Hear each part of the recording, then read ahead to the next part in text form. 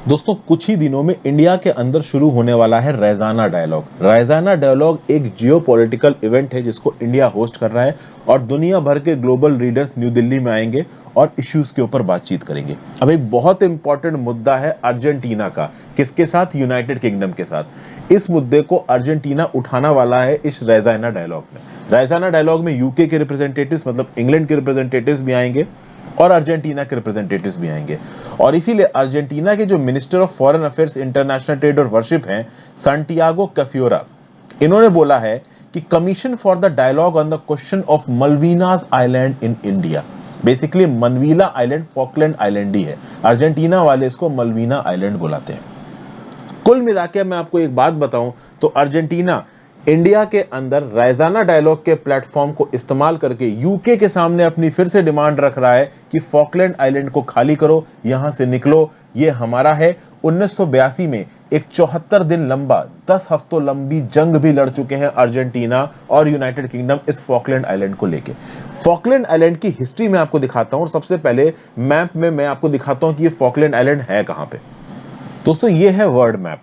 अब यहाँ पे साउथ अमेरिकन कॉन्टिनेंट आपको नजर आ रहा है और नीचे जो अर्जेंटीना नाम का देश है ये भी आपको नजर आ रहा है। अब अर्जेंटीना के बिल्कुल साउथ में ये जो छोटे से आइलैंड्स आपको नजर आ रहे हैं ना, मैं इनको बिल्कुल ही जूम इन कर रहा हूं इस समय पे। जो आपको ये ग्रुप ऑफ आइलैंड्स दिख रहे हैं ये बेसिकली हैं आपके फॉकलैंड आइलैंड। और इसके बिल्कुल ईस्ट में ये जो सफेद रंग की पट्टी आपको नजर आ रही है, इस सफेद रंग की पट्टी का नाम है the south Georgia and the south sandwich island. अगर ओवरऑल अगर आप इनको नक्शे पे देखो तो कोई कंट्री का अगर इन पे क्लेम होना चाहिए तो अर्जेंटीना का क्लेम होना चाहिए, क्योंकि जो अर्जेंटीना है वो सबसे पास है इन फॉकलैंड आइलैंड पे।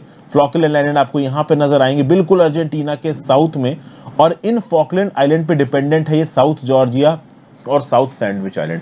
अभी के लिए फॉकलैंड आइलैंड के ऊपर कंट्रोल है यूनाइटेड किंगडम का, और यूनाइटेड किंगडम यहां से हजारों मील दूर नॉर्दर्न हेमिस्फीयर में यहां आपको यूनाइटेड किंगडम नजर आ रहा है। जबकि इतने नॉर्थ हेमिस्फीयर से बिल्कुल ही साउथ हेमिस्फीयर में पहुंचोगे तो कहां, बिल्कुल अंटार्कटिका के बिल्कुल नॉर्थ में जाके आपको यहां पे फॉकलैंड आइलैंड नजर आ रहे हैं।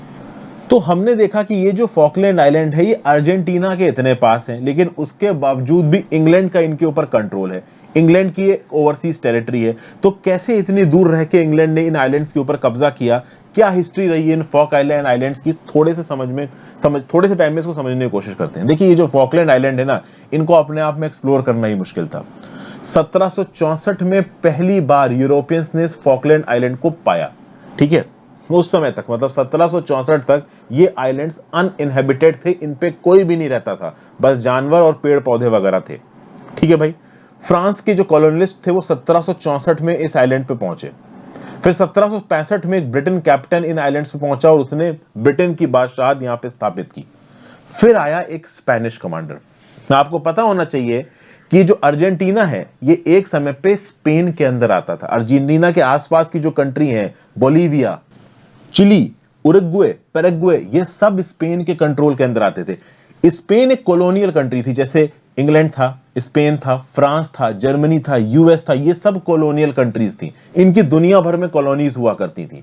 तो लैटिन अमेरिकन, साउथ अमेरिका की कंट्रीज में बोलीविया, उरुग्वे, पैराग्वे, चिले और अर्जेंटीना के ऊपर कब्जा था स्पेन का। इन सब कंट्रीज ने मिलकर 1810 से लेकर 1818 तक एक जंग लड़ी स्पेन एम्पायर के अगेंस्ट। जैसे इंडिया में अंग्रेजों के अगेंस्ट लड़ाई हुई थी 1900 से लेकर 1947 तक, उससे पहले ही शुरू हो गई थी, वैसे 1810 से लेकर 1818 तक स्पेन के कब्जे के अगेंस्ट इन कंट्रीज ने लड़ाई की और स्पेन से अपने आप को इन्होंने आजाद कराया।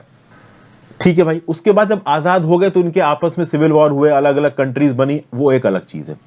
1811 के लगभग पे अगर आप देखें तो जो स्पेन की फोर्सेस इन फॉकलैंड आइलैंड्स पे स्टेशन थी, इन्होंने फॉकलैंड आइलैंड से सरेंडर कर दिया। 1810 से लेकर 1818 तक एक लंबी जंग चली थी, यहां पे एक प्रकार की लड़ाई चली स्पेनिश एम्पायर के अगेंस्ट। 1811 में ही ये जो फॉकलैंड आइलैंड का इलाका था स्पेन ने छोड़ दिया। यहां पे अर्जेंटीना से गलती हुई ये कि इन्होंने फॉकलैंड आइलैंड को क्लेम नहीं किया। भाई मेनलैंड पे इनके काफी बवाल चल रहा था, आपस में अंदरूनी बहुत सारे सिविल वॉर्स चल रहे थे। इसके चलते इंग्लैंड को मौका मिल गया। 1833 में अंग्रेज फिर से पहुंचे इस फॉकलैंड आइलैंड पे। किसी का भी क्लेम नहीं था उस समय पे फॉकलैंड आइलैंड्स पे, और अंग्रेजों ने अपना झंडा गाड़ दिया फॉकलैंड आइलैंड पे और बोला कि ये हमारा है। और 1833 से लेकर आज तक ब्रिटिशर्स का ही राज है इस फॉकलैंड आइलैंड के ऊपर। तो भले ही 1810 से लेकर 1818 के बीच में अर्जेंटीना वालों ने स्पेनिश जो उनके कॉलोनियल लीडर्स थे उनको भगा दिया, फॉकलैंड आइलैंड से वो बाहर निकल गए, लेकिन फॉकलैंड आइलैंड के ऊपर अपने रूल को कंसोलिडेट नहीं किया। यहां पे अर्जेंटीना ने, ब्रिटिशर्स को मौका मिला, 1833 में ब्रिटिशर्स ने फॉकलैंड आइलैंड के ऊपर कब्जा कर लिया। अब जैसे जैसे समय बीतता गया वैसे वैसे अर्जेंटीना को यह समझ में आया कि यार ये फॉकलैंड आइलैंड तो हमारे लिए बहुत इंपॉर्टेंट है, इनको हम अंग्रेज को कैसे दे दें। तो फिर अर्जेंटीना ने पूरे इंटरनेशनल फोरम्स में बोलना शुरू किया, अपने क्लेम को असर्ट करना शुरू किया कि फॉकलैंड आइलैंड्स हमारे हैं, हमें वापस करो। ब्रिटेन इनको छोड़ने वाला था नहीं। अब चूंकि 1833 से ब्रिटेन का राज है, तो आज की डेट में फॉकलैंड आइलैंड में जो भी लोग रहते हैं वो ब्रिटिश डिसेंडेंट्स हैं। जो ब्रिटिश सेटलर्स थे आपके फॉकलैंड आइलैंड के, उनके जो बच्चे, परपोते, नाती पोते, बस वही वहां पे रह रहे हैं। तो वो क्या चाहेंगे कि वो किसकी तरफ जाएं, ब्रिटेन की तरफ जाएं या अर्जेंटीना की तरफ जाएं। अब यहां पे एक इकोनॉमिक एंगल और आइडेंटिटी का एंगल आ जाता है। सबसे पहली बात तो जो आपके दादा परदादा हैं वो ब्रिटिशर्स हैं।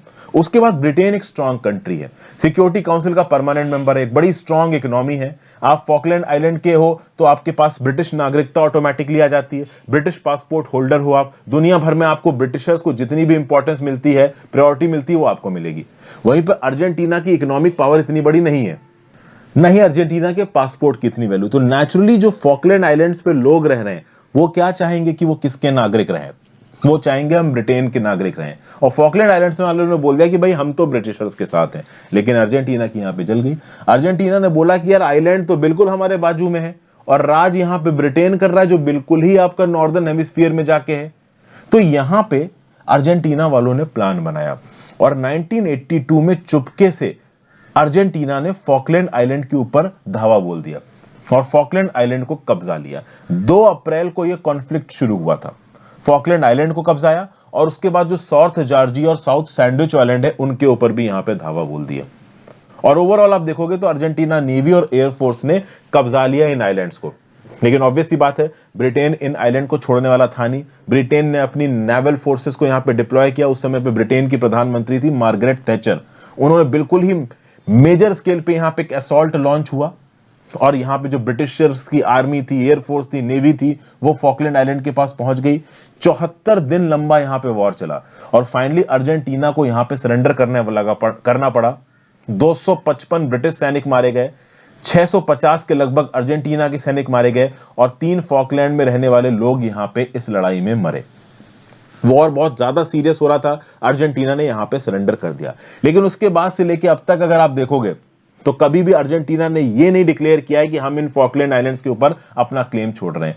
1982 में यहां पे अर्जेंटीना हार जरूर गया और लंबे समय तक अर्जेंटीना ब्रिटेन के रिश्ते भी खराब रहे। 1989 में एक मीटिंग के थ्रू उन्होंने बोला कि ठीक है भाई हम अपने रिश्ते स्टैब्लिश करते हैं, लेकिन आज की डेट में भी अर्जेंटीना क्लेम करता है फॉकलैंड आइलैंड्स को। आप सिंपल सोचिए, इंडिया के पास अगर अंडमान और निकोबार आइलैंड ना रहे तो हमारा दिमाग खराब नहीं हो जाएगा। कुछ कुछ ऐसा ही हुआ है यहाँ पे अर्जेंटीना के पास। अर्जेंटीना के पास फॉकलैंड आइलैंड है ही नहीं। लेकिन अर्जेंटीना वाले उम्मीद नहीं छोड़ रहे हैं। फॉकलैंड आइलैंड, जिसको वो मल्वीनाज आइलैंड बुलाते हैं, कहीं पे भी अगर इंटरनेशनल अगर कोई इवेंट हो रहा होता है, फंक्शन हो रहा होता है, वहां पे फॉकलैंड आइलैंड के मुद्दे को उठाते हैं अर्जेंटीना वाले। और जो रायजाना डायलॉग होने वाला है इंडिया के अंदर, यहां पे भी इस मुद्दे को कौन उठाएगा? अर्जेंटीना उठाएगा। किसके अगेंस्ट उठाएगा? यूके के अगेंस्ट उठाएगा। तो ये जो कमीशन बनाया है अर्जेंटीना ने, commission for the dialogue on the question of Malvinas island in India, तो इसमें इंडिया की तरफ से भी कुछ मेंबरशिप है। Former union minister Suresh Prabhu, BJP के leader Shazia Ilmi, Congress Lok Sabha MP Shashi Tharoor, veteran peace maker Tara Gandhi Bhattacharjee ji, ये सब इस कमीशन में है। ऑब्वियस सी बात है, फॉकलैंड आइलैंड को लेके यहाँ पे बातचीत होगी और भारत के रिप्रेजेंटेटिव ज्यादा से ज्यादा क्या बोलेंगे कि भाई पीसफुली मैटर को एक टेबल पे बैठ के सॉर्ट आउट कर लो। और भाई देखो सीधी बात है, नो डाउट यहाँ पे अर्जेंटीना डिसएडवांटेज पे जा रहा है, लेकिन फॉकलैंड आइलैंड पे ब्रिटेन का कंट्रोल 1833 से है कंटिन्यूअस। और उसके बाद वहां पे जो रहने वाले लोग हैं वो ये बोल रहे हैं कि हम ब्रिटिश नागरिक रहना चाहते हैं, हमें ब्रिटिश सिटीजनशिप चाहिए। तो अर्जेंटीना का जो क्लेम है ना फॉकलैंड आइलैंड के ऊपर, बहुत कमजोर पड़ जाता है। अगर तो फॉकलैंड आइलैंड में रहने वाले ये लोग बोल दे कि भाई हम तो अर्जेंटीना के हैं, तब तो ब्रिटेन का यहां पे क्लेम कमजोर पड़ेगा। लेकिन लोग ही बोल रहे हैं कि हम ब्रिटेन में रहना चाहते हैं, तो इसीलिए यहां पे अर्जेंटीना, एक कहते हैं ना कि बिल्कुल बावले कुत्ते की तरह भाग रहा है। I am sorry for my words. देखिए मतलब कहने का मतलब ये कि बहुत ज्यादा फ्रस्ट्रेटेड है यहाँ पे अर्जेंटीना, एकदम पागल सा हो रखा है कि करें तो करें क्या, बहुत ज्यादा मजबूर भी यहाँ पे हो रखा है। और देखिए यूनाइटेड किंगडम एक बहुत बड़ी ताकत है, छोटी मोटी ताकत नहीं है। यूनाइटेड किंगडम के साथ कोई पंगेबाजी भी नहीं कर सकता। यूनाइटेड नेशन सिक्योरिटी काउंसिल में फॉकलैंड आइलैंड को लेके कोई रेजोल्यूशन भी पास नहीं कराया जा सकता, क्योंकि इंग्लैंड एक परमानेंट मेंबर है यूनाइटेड नेशन सिक्योरिटी काउंसिल का। कुल मिला के अर्जेंटीना के लिए फॉकलैंड आइलैंड एक फेल्ड कॉज की तरह सामने निकल के आया है। बहुत सारी पॉपुलर कल्चर की मूवीज में, शोज में, चाहे वो अर्जेंटीना के मूवीज हो चाहे इंग्लैंड की मूवीज हो, फॉकलैंड आइलैंड को एक सब्जेक्ट की तरह दिखाया गया है, लेकिन इसका कोई भी परमानेंट सॉल्यूशन हमें देखने को मिला नहीं और शायद मिलेगा भी नहीं। मोस्ट प्रॉब्ली ये आइलैंड्स इंग्लैंड के पास ही रहने वाले, मोस्ट प्रॉब्ली क्या 99% ये आइलैंड्स इंग्लैंड के पास ही रहने पाने वाले। बहुत मुश्किल है अर्जेंटीना के लिए इन आइलैंड्स को वापस ले पाना, ठीक है ना। अगर कल की डेट में वहां पे एक रेफरेंडम भी होता है तो वो रेफरेंडम इंग्लैंड के फेवर में आएगा, तो अर्जेंटीना का कॉज बहुत हद तक फेल्ड समझ में आ रहा है। बट इश्यू आपका न्यूज में है और रायजाना डायलॉग में इसके ऊपर बातचीत होगी, तो मैंने यहाँ पे आपके साथ डिस्कस कर लिया। Thank you for watching friends, video को ज्यादा से ज्यादा लोगों के साथ शेयर करिएगा, इंस्टाग्राम पे फॉलो कर लीजिए, टेलीग्राम ग्रुप ज्वाइन कर लीजिए, और if possible for you friends click the join button, that is specifically very helpful. Have a great day friends, good bye, ध्यान रखिए अपना।